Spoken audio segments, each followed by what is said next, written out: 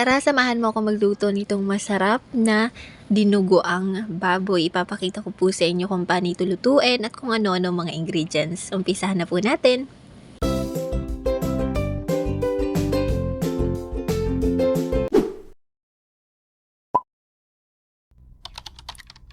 Asin, suka, paminta at magic sarap ang gagamitin natin dito sa ating pork mascara.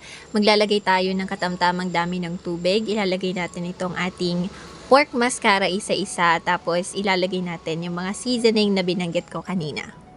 Umpisan po natin sa asin, paminta, magic sarap, at suka. Pan po natin ito, pakuluin hanggang sa lumambot. Gamit ang 2 pirasong nyog, ilalagay po natin dito ang ating dugo. Ayan. Saan natin ito pipigain para lumabas yung katas ng ating nyog. Pagkatapos ay sasalain na natin siya. After natin salain ay pwede na natin itong iset aside.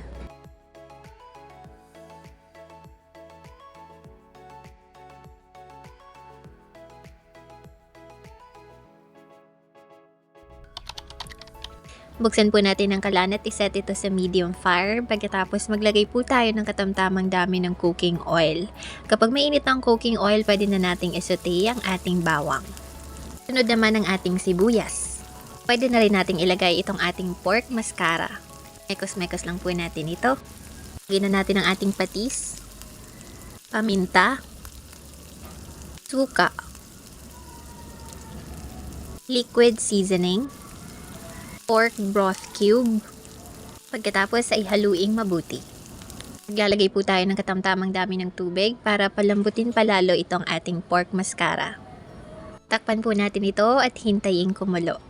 Dahil kulo na siya, pwede na nating ilagay ang ating asin. Naglagay din pala tayo dito ng 3 pirasong dahon ng laurel, pampabango sa ating recipe, at inihulog na rin natin ang ating siling haba. Dahil nga kulong-kulo na siya, pwede na nating ihulog ang ating dugo na merong halong nyog. Tapos, para po hindi siya kumorta, ang gagawin po natin ay kino-continue lang po natin ang paghalo or pag-stir sa ating recipe para po hindi siya mamuo or hindi mamuo yung dugo. And ito po yung sekreto para hindi po mamuo yung dugo ng ating pork. Hayaan lang po natin kumulo ito. Tikman po natin kapag pasado na, then ibig sabihin good to go na po yan. So this is the final recipe. Sana po nagustuhan ninyo. Happy eating! Bye!